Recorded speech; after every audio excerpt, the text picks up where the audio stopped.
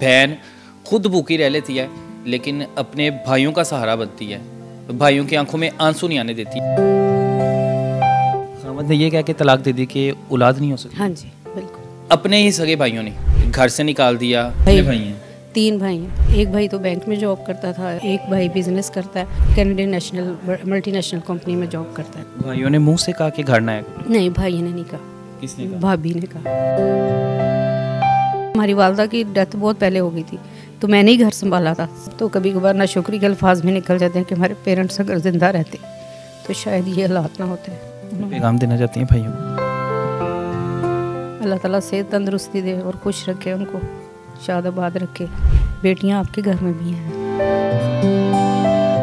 सारी ज़िंदगी जो माँ होती है ना, माँ खुद भूखी रह लेती है लेकिन अपनी औलाद को पाल लेती है। बहन खुद भूखी रह लेती है लेकिन अपने भाइयों का सहारा बनती है, भाइयों की आंखों में आंसू नहीं आने देती। आज इसी तरह इनकी एक कहानी है कि अपने ही सगे भाइयों ने घर से निकाल दिया, फिर बाद में भाभीयों के मसाइल पैदा हुए, लेकिन आज इस हालत में है। फाउंडेशन में मौजूद है, इनकी कहानी जानते हैं। कहाँ से ताल्लुक़ है आपका?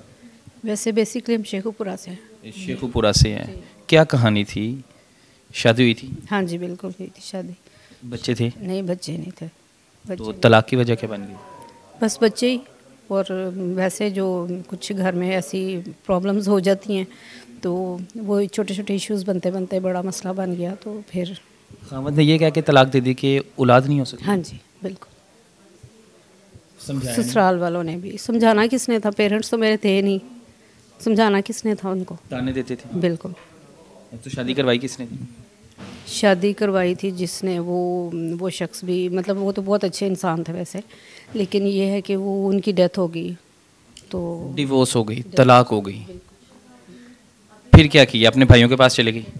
कुछ अरसा रही भाई के पास। भाई भाई हैं? 3 भाई हैं। 3 भाई हैं माशाल्लाह। क्या करते हैं? एक भाई तो बैंक में जॉब करता था, एक भाई बिजनेस करता है और एक भाई जो है वो कैनेडियन नेशनल मल्टीनेशनल कंपनी में जॉब करता है। माशाल्लाह। फिर क्या ऐसी वजह बन गई कि अपनी एक बहन को नहीं संभाल सके? उनकी औलाद जो है औलाद है संभालने के लिए, बीवी है, सालियाँ हैं संभालने के लिए। वो सारा कुछ ससुराल का ही देखते हैं, वो ससुराल के रहमो करम पर। कितने अरसा रही बहन भाई के घर? भाई के घर 2 माह तकरीबन रही हूँ पहले और 2-3 माह बाद में और 1 माह बाद में। मतलब ये कि मैं आती जाती रहती थी, इस तरह से कंटिन्यूसली नहीं रह रही थी क्यों हॉस्टल में थी, हॉस्टल में जॉब करती थी तो कभी वीकेंड पर घर आ जाती थी, कभी मतलब वैसे, क्योंकि हॉस्टल वार्डन की तो आपको पता है उसकी जॉब जो उनसे वो बड़ी स्ट्रिक्ट होती है कि निकल नहीं सकते आप हॉस्टल से। तो भाभीयों से वो बर्दाश्त भी नहीं था? नहीं हुआ तो ऐसा हुआ है ना। भाइयों ने मुंह से कहा कि घर ना है? नहीं, भाई ने नहीं कहा। किसने कहा? भाभी ने कहा। भाभी ने कहा? भाभी ने कहा। भाई रोक सकते थे ना? बिल्कुल रोक सकता था, लेकिन भाई घर में नहीं था उस वक्त। लेकिन बाद में तो पता चला ही होगा, गिल्टी तो वो भी है, ये नहीं कहा जा सकता कि उसका हाथ नहीं है इस बीच में।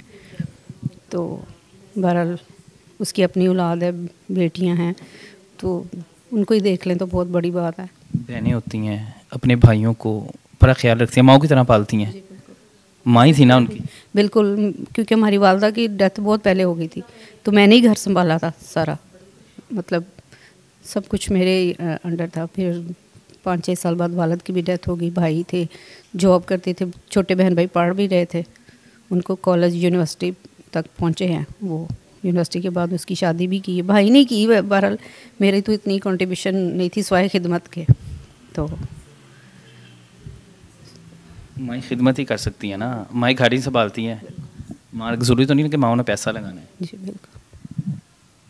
जो बाप होते हैं, वालिदा होती हैं, परियों की तरह पाला होगा, बड़े बड़े ख्वाब देखे होंगे बेटी के लिए, वो सारे के सारे उन्होंने चकनाचूर कर दी। बिल्कुल। आपको लगता है आज माँ अब जिंदा होते तो आज इस हालत में ना होते? जी बिल्कुल, बिल्कुल लगता है। याद आती है? बिल्कुल फील होता है, बल्कि अब तो कभी कभार नाशुक्री के अल्फाज में निकल जाते हैं कि हमारे पेरेंट्स अगर ज़िंदा रहते तो शायद ये हालात ना होते। बेटे अगर नाफरमानी कर भी जाते, एटलीस्ट मेरे पर तो शेल्टर होता ना, मेरे पास शेल्टर होता। जो भाई हैं कभी उन्होंने रब्ता किया? नहीं। याद आती है उनकी? ज़ाहिर है याद आती है। स्टेप बाय स्टेप हम साथ खेलते रहे, पढ़ते रहे, खाना खाते, मतलब जो भी एक्टिविटीज़ हमारी होती थी सब बहन भाई मिल के ही करते थे ना। तो कभी उन्होंने रब्ता नहीं किया आपसे? नहीं, कोशिश भी नहीं की मिलने की? मैं क्यों कोशिश करूँगी? उन्होंने कोशिश की? नहीं। पैगाम देना चाहती हैं भाइयों को? अल्लाह ताला सेहत तंदुरुस्ती दे और खुश रखे उनको, शादाबाद रखे। तो बेटियां आपके घर में भी हैं। कुछ दिन ऐसे होते हैं, ईद हो गई, शबरात हो गई, कुछ ऐसे दिन आते हैं जब सबको इंसान की ख्वाहिश होती है कि आज मैं अपने बहन भाइयों से मिलूँ, आज अपने रिश्तेदारों से मिलूँ। हाँ जी बिल्कुल, ईद वगैरह पर तो वैसे भी मेरा ये था कि जहाँ कहीं भी बहन भाई दूर दूर भी हैं तो एटलीस्ट ईद पर और ऐसी सेलिब्रेशंस होती हैं कि जिन पर इकट्ठा होता है बंदा, सारे बहन भाई इकट्ठे होते हैं, लेकिन वो भी मेरे लिए तो कम से कम वो नहीं है। बाकी आपस में मिलते होंगे, मुझे नहीं पता। इतनी हसीन बहन, भाइयों को याद ऐसा कैसे हो सकता है कि ना आती हो? आंखों में आप कभी भी आंसू है उनका नाम लेगी? जी बिल्कुल। नाम क्या है भाइयों की? छोड़े, नाम नहीं बता रहा मैं। नाम नहीं बताना? नहीं। अल्लाह ताला इनको ज़िंदगी दे। और बड़ी बात है कि ये वो लोग हैं, और सीधी बात है कि शर्म का मुकाम है कि अगर भाई चाहें तो ये कोई बड़ी बात नहीं है कि अपनी बहनों का सहारा बने। अगर बहन इस हालत में आ जाती हैं तो उनको इस तरह सड़कों पे लावारस नहीं छोड़ दिया जाता, उनको अधूरा नहीं छोड़ दिया जाता, बल्कि उनका साथ दिया जाता कि बहन मैं खड़ा हूँ। लेकिन जब बीवियां घर में आ जाती हैं, फिर बच्चों के लिए फिर कहा जाता है कि तुम्हारे खर्चे बर्दाश्त नहीं होते, तो फिर ये सोचा करें कि जो बहन अपनी जेब खर्च अपने भाई को देती थी, यानी पैसे अपनी जेब खर्च के मिलते थे लेकिन वो खर्चे अपने भाइयों को दिया करती थी, वो वक्त भूल जाते हैं।